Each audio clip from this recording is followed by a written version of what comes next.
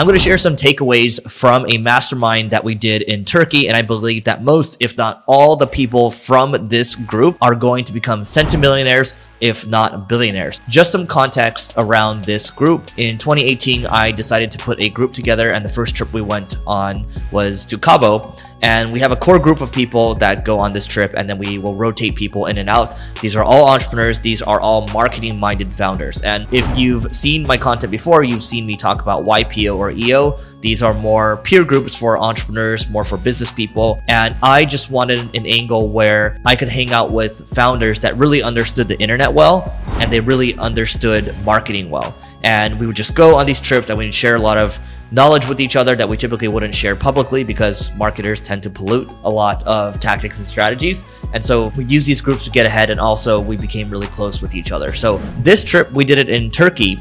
And this is in Bodrum, Turkey. You can see this picture over here. The whole idea here is that we not only want to get together maybe once or twice a year, but we also want to go to places that we normally wouldn't go to.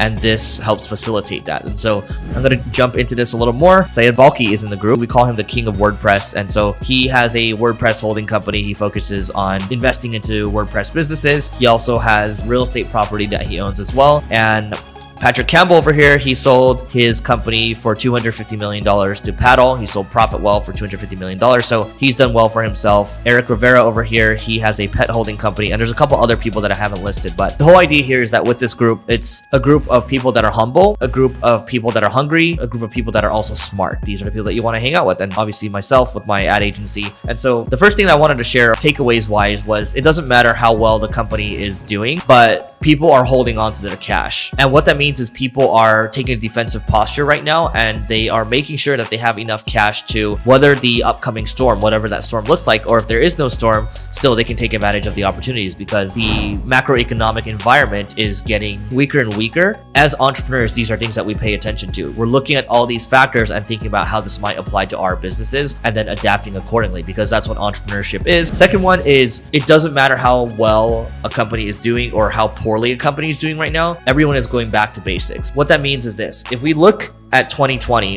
when the shutdowns happened and people couldn't work in the office, well, a lot of companies, they were forced into a really unnatural environment. Let's say you built your business over a 10-year time span, and what you were used to doing was building an in-office culture, and that's where you really crushed it. You had maximum alignment, and that's what worked for you. And you had to go into a situation where you were forced to go into remote, but you could never quite make that work for you. Now you're hearing a lot of pressure from people around, the media, or people that you might have on your team saying, oh, we're not going to go back to the office. That's over and done with. If you were used to working in an in-office environment 5 days a week, and now you're doing something that feels unnatural to you, well, maybe it's time to go back to basics. It's time to go back to what worked for you. It's time to get back to basics and focus everyone and align everyone and say, hey, this is what our vision is. It's wartime right now. We need you to do this. If you're not aboard, then that's okay. You can find a job somewhere else, and maybe we can work out a deal. But that's what it is. There's no more walking on eggshells. It's really getting to the point, and it's about moving forward, and it's about protecting the company first, and not about all the outside distractions that are out there. So social issues, that's one thing,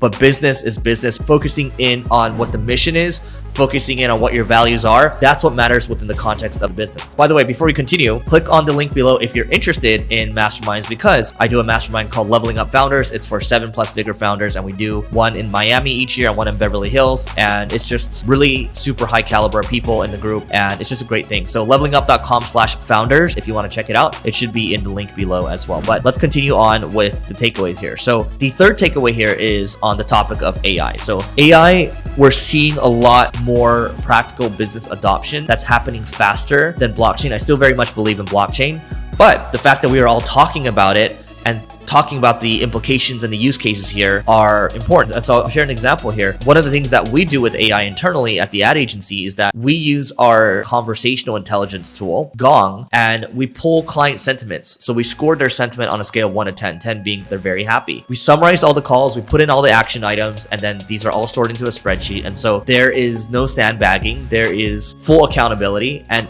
everyone's calls are front and center. And so our job is to make sure that we're doing a good job, not only just making making our clients happy, but making them happy because we're doing a good job. And that's what it ultimately comes down to at the end of the day, because the mission for Single Grain, the ad agency, is that we want to do innovative marketing that drives conversions, that drives traffic. And that word innovative is a very strong word, and it's hard to stay on top of that word. And the other thing that we also talked about too is that there's a need to potentially hire AI operators within a company, where you hire one specific role that's just dedicated to focusing on experimenting with AI, implementing AI, and also just continue to teach and educate and disseminate information throughout the entire company. Now I want to move to the fourth takeaway here, which is the format that we used. And so we had 7 people come through, and everyone had a challenge that they wanted to share. We would go for about 30 minutes to 1 hour or so. And the format was that we would provide context. Let's say I had a challenge around recruiting an amazing executive team as an example. Okay, so I'll share the context around, okay, why do I want to build this executive team? Where we are as a business right now, what has happened in the last 12 to 24 months or so. And so we provide context around it. And then people get a couple minutes to ask clarifying questions. So they'll say, why do you want to hire this executive team?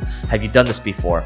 And what specific executives do you want to hire? As they're asking these questions, they're trying to figure out how to help you with either experiences that they can share, or if you permit it, advice that they want to give, or they might even be able to make introductions for you based on what you need. So clarifying question. Then the next step is each person shares for the next 3 to 5 minutes. So I might share a challenge, and then the other 6 people, after they ask the clarifying questions, they will then share their experiences. And the reason most people share experiences here, this is known as the Gestalt protocol. They share experiences because if they give direct advice and if the advice doesn't serve me and I take it, I'm going to have some resentment there. And then after that, I get a chance to reflect at the very end, talking about what I learned and thanking each individual person based on the gift that they gave me. And then we would move on to the next person. And so we would do this in increments where basically we would do 2 a day or something like that, because we were there for a couple of days. But also when we would have dinners, we would also share tactics, tools, and hacks. So we'd have great food. We do these meetings over here, and it was just a great situation. And so we also had fun as well. You can see this is us playing basketball. So this is Syed picking up the ball over here. This is David Hensel guarding him. So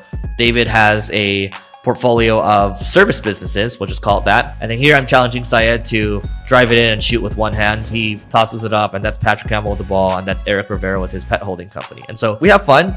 There's tennis, there was basketball, so I guess this is takeaway 5. You're not only trying to learn, but you're trying to have a good time, and you're also trying to build long-term relationships with people, because it's really hard to find people that are like-minded. And then here's a picture of the dinner combos that we had as well. So it was great food. So you can see over here, this is the group, and this was eating. And you know what's interesting too, this is like a side note, but yes, absolutely, it's all men, but it's not like I intended it to be that way. If someone really loves going to masterminds and they are at a certain level, at a similar level, I've actually gotten asked, and we're not opposed to having females in the group, right? But sometimes you get notifications like that, but that's not what we focus on, okay? We focus on learning. So dinner combos over here, so great food. And then here, I remember we're talking about tactics and sharing tools and things like that. And there's a lot of things that I just didn't hear about, certain funnels to analyze, certain tools to check out. And there's one tool where someone in the group, he had to cut a good chunk of his staff because the tool was just so good and he didn't know where to reassign the other people, right? But that kind of just shows the power of technology and how deflationary technology can be. And so it wasn't like we're just messing around the whole time. It's these situations where the networking is actually more so relationship building. I'm not that interested in going to networking events because it's kind of a crapshoot, but when you're able to put your own group together and curate the quality of the group, that is extremely powerful. By the way, before we continue, if you're getting value from this, let me know what other content you'd like to see me create or other questions you might have around this event, because that might lead to more videos as well. Let's see what else we got here. This group, we started in 2018 or so, and the core people in the group have continued to grow personally and professionally. And I think to be able to design your own group, your own mastermind, is a force multiplier, because you create the quality, you get to pick the topics, you get to pick the places to go to, and eventually everyone else chips in. And so I would say this too. Maybe for the very first one, I took on a lot of the work. I worked with my assistant at the time on it, and it was a lot, but it was really rewarding because everyone volunteers to put in. And so this event was actually planned mostly by David Hensel, the person that was guarding Syed in the basketball clip. And so that's what it is. Everyone volunteers, everyone chips in. Nobody's profiting off this thing. So I never made a dime off this. It's more so everyone pays costs so we can hang out with really high quality people. That's what it's all about. It's about high quality people that you hang out with, whether it's high quality people in your organization, high quality friends. And then by doing that, you're able to bring higher quality work to the world that you're going to be able to better serve your customers. So yeah, those are the takeaways around this event. I hope you enjoyed it. And if you want to learn top takeaways, I've interviewed over 400 CEOs and founders. You should just check out this video over here. It's a great one. There's a lot of takeaways there, and hope you enjoyed this. Catch you later.